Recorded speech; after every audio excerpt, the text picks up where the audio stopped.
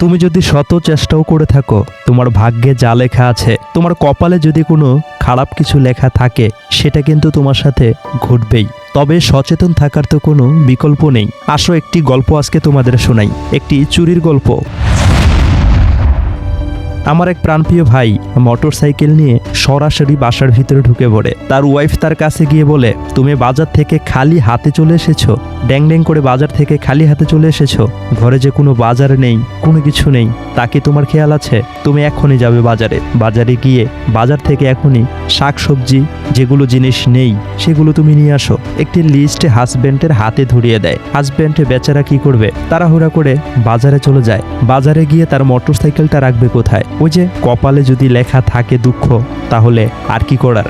যদি চুরি তার কপালে লেখা আছে, তার মোটর সাইকেলটা তার বাইকটা চুরি হয়ে যাবে। সে যতই চেষ্টা করুক না কেন, সেটা হয়তো চোর কোনো না কোনোভাবে চুরি করে নিয়ে যাবেই।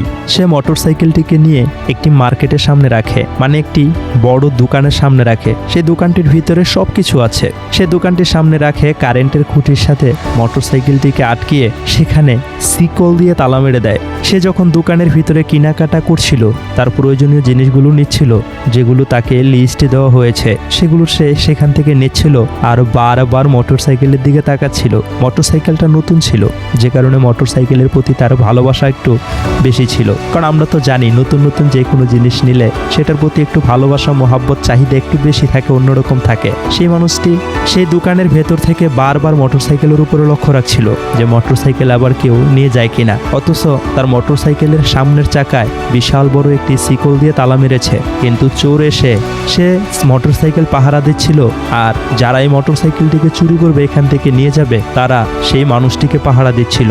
তারাও লক্ষ্য করছিল কখন সে তার কেনাকাটায় ব্যস্ত হবে। অল্প সময়ের জন্য হলেও মোটর সাইকেলটিকে তার চোখের আড়াল করবে।